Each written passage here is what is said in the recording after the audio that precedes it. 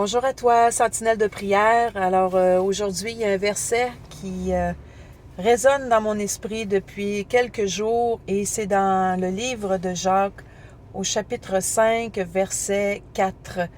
Il est écrit: « Voici le salaire des ouvriers qui ont moissonné vos champs et dont vous les avez frustrés, cris, et les cris des moissonneurs sont parvenus jusqu'aux oreilles du Seigneur des armées. » Jacques n'est pas un apôtre parmi les 12 au moment de Jésus qui était sur la terre. Jacques, c'est un frère biologique du Seigneur. Et on voit vraiment un encouragement puissant ici. Jacques nous dit que Dieu entend le cri des moissonneurs. Ici, dans le contexte, c'est vraiment côté matériel. Il y a Jacques, là, c'est un épître qui est écrit pour les 12 tribus d'Israël. Donc, il écrit aux Juifs, il écrit aux siens, mais il explique que parmi ces gens-là, il y a des gens qui sont riches, puis qui n'ont pas payé les ouvriers, puis ces ouvriers-là crient. Alors, il dit: « Malheur à vous, les riches, que vous n'apporterez pas votre richesse au ciel et tout ça. » Mais ça me fait penser à le côté spirituel. Il y a des moissonneurs, il y a des gens qui prient pour les âmes, comme vous et moi. Vous priez pour les âmes, vous priez pour les nations, vous priez pour l'Église, vous priez pour votre famille. Mais des fois, on est frustré parce qu'on ne voit pas les choses s'accomplir, parce qu'on peut vivre de la persécution, de la moquerie, plusieurs choses.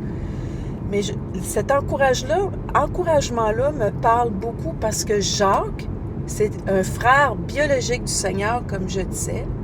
Mais Jacques lui-même, lorsque je regarde les Écritures, ce que je comprends, c'est que Jacques a lui-même persécuté Jésus.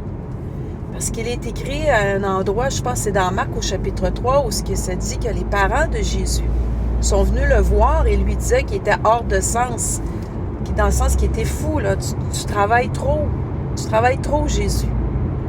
À un autre endroit, Jésus, il dit à ses frères que mon temps n'est pas venu, mais votre temps est venu. Et lorsqu'on regarde ce contexte-là, c'est vraiment que ses frères lui disaient: va à Jérusalem, va te montrer, va faire tes œuvres publiquement. Mais dans le fond, il voulait l'envoyer comme dans la gueule du lion pour que Jésus se fasse tuer.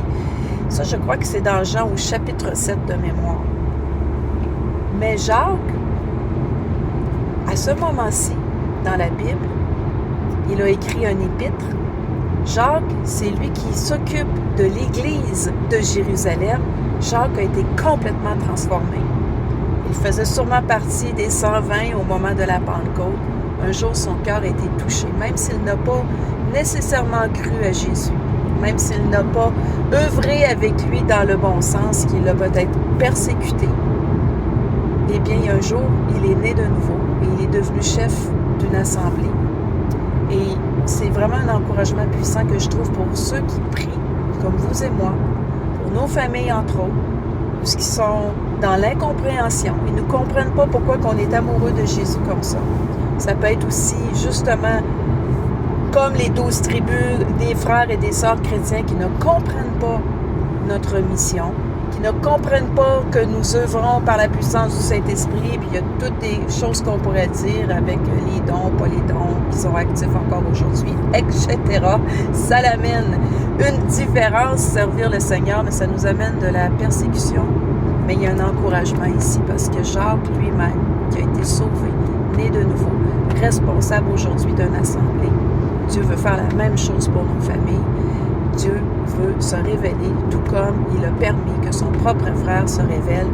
Et lui-même, aujourd'hui, écrit que les cris des moissonneurs sont parvenus jusqu'aux oreilles du Seigneur des armées et qu'il va nous rendre justice dans notre prière, une bonne justice qui va amener les âmes, qui va amener nos familles au Seigneur, qui va amener les églises à être encore plus dévoilées pour faire l'œuvre du Seigneur. Soyez encouragés, je vous aime. Bonne journée.